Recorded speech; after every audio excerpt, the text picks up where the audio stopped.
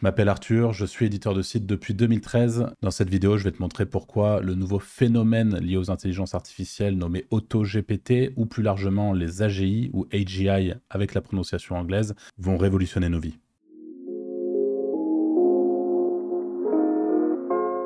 Dans cette vidéo, je vais vous parler d'AutoGPT et plus largement des AGI. Alors, je vais vous expliquer ce que sont les AGI ou AGI. Ça fait longtemps que je voulais vous faire cette vidéo de mon côté sur justement AutoGPT, qui est le nouveau truc ultra trendy sur la partie IA. Donc, ça va vraiment faire de plus en plus de bruit. Et plus largement, tout ce système justement d'AGI, donc d'intelligence artificielle générale, dont on aura l'occasion de parler plus largement au cours de cette vidéo. Je vous invite à vous abonner à cette chaîne YouTube puisque dans les prochains jours, on aura 2 vidéos sur ce sujet en particulier, qui est un sujet à mon sens très important si vous voulez rester vraiment en phase avec ce qui se passe en ce moment sur le secteur de l'intelligence artificielle. On aura du coup une vidéo avec Clément qui viendra sur la chaîne pour nous expliquer l'expérimentation qu'il a fait lui-même d'AutoGPT de son côté, puisque pour ma part, j'ai pas encore eu le temps d'expérimenter. Et justement, en troisième partie, l'objectif, ça va être de vous expliquer comment vous-même implémenter facilement quand vous avez un profil comme le mien, c'est-à-dire pas du tout un profil technique, AutoGPT pour en faire votre propre utilisation et le tout relativement facilement. Voilà, les 2 vidéos en plus de celle-ci sont à venir et dans celle d'aujourd'hui, l'objectif c'est de parler d'AutoGPT et d'essayer de comprendre ensemble de quoi il s'agit et plus largement derrière, comme on l'a dit, des AGI puisque AutoGPT est considéré comme une mini AGI. Donc on a un tweet ici de Sully qui, on va dire aux alentours du début avril, mi-avril, première semaine d'avril, deuxième semaine d'avril, il y a eu un énorme engouement qui est arrivé d'un coup autour d'AutoGPT, qui est du coup ce qu'on appelle des agents d'intelligence artificielle. Et vous allez comprendre pourquoi. Le concept, je vous l'explique, il est très simple. Vous allez tout simplement... Donc AutoGPT, c'est un code open source qui a été développé par quelqu'un qui a posté le truc sur GitHub. Et l'objectif, c'est tout simplement d'aller avec un code Python indiquer une mission à un espèce d'agent IA. Donc on imagine vraiment l'agent IA autonome et tout, qui est capable au travers de code Python d'aller taper dans votre API. Donc une API, c'est pour ceux qui sont vraiment pas techniques, c'est tout un système de communication dans le code qui vous permet justement d'aller directement chercher de l'information chez OpenAI, donc qui vont eux-mêmes créer GPT 3.5, enfin 3, 3.5, 4, etc. Et ChatGPT, bien sûr. Et en fait, l'objectif, alors je vais essayer d'être assez clair quand même, parce que c'est un peu délicat, comme ça, on commence à rentrer sur quelque chose d'assez technique, c'est justement d'aller mandater un mini-agent d'intelligence artificielle qu'on va créer et on va lui donner une mission très claire. Et avec cette mission très claire, l'objectif, c'est que l'IA va être capable justement de prendre ses propres décisions, de raisonner et donc de pouvoir se challenger elle-même, potentiellement même, on va le voir, créer d'autres agents en dessous pour pouvoir aller faire d'autres tâches en même temps. Et en fait, on est dans le début justement de ce qu'on appelle les AGI, les AGI. Qu'est-ce que ça veut dire AGI? On va tout simplement, rien de tel qu'aller le demander à notre ami ChatGPT, puis je lui avais déjà demandé qu'est-ce qu'une AGI. Une AGI, intelligence artificielle générale, est une forme d'intelligence artificielle qui vise à créer des systèmes qui sont capables de comprendre et d'apprendre n'importe quelle tâche intellectuelle qui peut être effectuée par un humain. Contrairement aux systèmes d'intelligence artificielle spécifiques qui sont conçus pour effectuer des tâches spécifiques, une AGI serait capable de s'adapter à un large éventail de situations et de tâches et serait capable de résoudre des problèmes de manière autonome. Le développement d'une AGI est considéré comme un défi majeur de l'intelligence artificielle car elle nécessite une compréhension profonde de la cognition et de la conscience humaine. Et je ne sais pas si vous avez l'habitude, comme moi, d'écouter, par exemple, en ce moment, sans permission, le podcast avec Oussama et Yomi, mais ils en ont parlé là, assez longuement dans le dernier épisode, et j'ai trouvé la discussion assez intéressante, parce que là, il y a eu une théorie qui est que potentiellement, sur la version 5, 6, 7, on ait vraiment directement la possibilité d'avoir des véritables AGI en intelligence artificielle, donc des agents autonomes capables vraiment de raisonner et donc potentiellement d'aller faire une tâche vraiment humaine et de la déconstruire. Et vous le verrez encore une fois à travers cette série de vidéos que je vais vous faire, mais les AGI sont déjà aujourd'hui aux prémices, donc on a déjà avec AutoGPT une prémisse de ce que va être les AGI, donc qui sont capables de raisonner et par exemple d'aller faire une recherche Google. À terme, ça va nous permettre d'éviter d'embaucher directement des développeurs, des designers, des gens qui écrivent, des rédacteurs et tout autre type de professionnels. Alors si vous suivez ma chaîne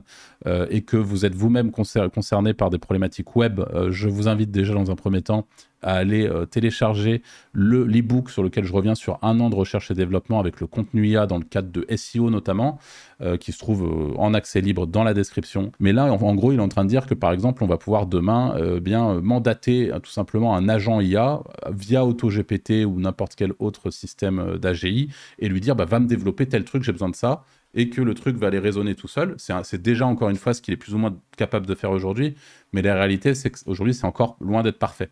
Et ça, on aura l'occasion d'en reparler avec Clément. Et on a aussi une partie, designer ici, donc où, pareil, j'ai besoin d'un logo là-dessus. Hop, va me chercher un logo en supposant qu'il ait accès à différentes API et en supposant qu'il y ait une API à Midjourney. Je crois que ce n'est pas le cas, mais qui va aller pouvoir créer le logo sur Midjourney, vous le retournez, le tout en étant encore une fois autonome. Pareil pour tout ce qui est rédaction. Alors, rédaction, pourquoi pas, j'ai des idées, je vous en parlerai d'ailleurs à la fin de cette vidéo. Mais attention à ce qui est généré complètement automatiquement, toujours à mon sens, et tout autre type de professionnel. Ça rend le tweet un petit peu impactant, mais voilà, pour moi, tout n'est pas vrai, en tout cas pas pour le moment, mais à terme, encore une fois, je pense qu'on va vraiment arriver sur un modèle où, en tout cas, si on ne remplacera pas les professionnels, on va pouvoir leur permettre d'accélérer de manière stratosphérique. No need to learn any coding skill, no need to worry about the bug or errors, puisque en effet, les AGI vont être également capables de corriger leurs propres bugs, leurs propres erreurs, puisqu'elles sont capables de raisonner. Et l'objectif, c'est d'avoir un raisonnement le plus proche de celui de l'humain, et hop, je me retrouve face à un code, quelle est la solution? Je corrige le code, je le réexécute, et enfin voilà, il y a différentes manière de fonctionner. Et je ne retrouve plus exactement à quel endroit Sully avait tweeté ça, mais par exemple, il expliquait qu'il avait lancé donc un mini-agent via AutoGPT pour lui faire toute une recherche sur des chaussures imperméables, en l'occurrence. Et la recherche en question donc, avait été faite de manière automatique, et l'AGI, et à chaque fois, explique son raisonnement, et on peut le valider ou non, et ça, encore une fois, on aura l'occasion de le voir dans une autre vidéo. Alors, si vous vous posez la question aujourd'hui de à quoi peuvent potentiellement servir toutes ces AGI, donc toutes ces intelligences artificielles générales, qui est un petit peu l'objectif ultime de tout film de science-fiction, hein, c'est-à-dire une intelligence artificielle capable d'être dirigée là où on a envie de la diriger, et elle qui sera capable de résoudre des problèmes de manière spécifique. On peut en voir absolument des quantités industrielles de possibilités par rapport à ces différentes AGI et par rapport ne serait-ce qu'à AutoGPT. Pour tous les développeurs qui suivraient cette vidéo et qui ont envie de ne pas attendre les quelques jours que je vais mettre à sortir les 2 autres vidéos sur le sujet, n'hésitez pas, je vous mettrai en description le lien GitHub directement du projet d'AutoGPT, qui encore une fois est un truc colossal. Mais on va traduire rapidement cette page.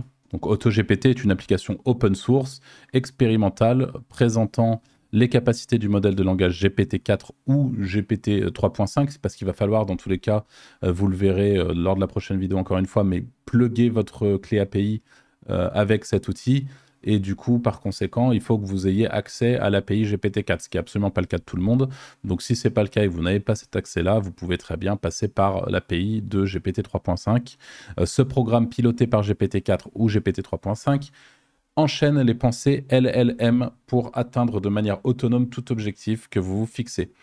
Comme l'un des premiers exemples de fonctionnement du GPT-4 de manière totalement autonome, AutoGPT repousse les limites de ce qu'il est possible avec l'intelligence artificielle. C'est vraiment ce que je viens de vous expliquer.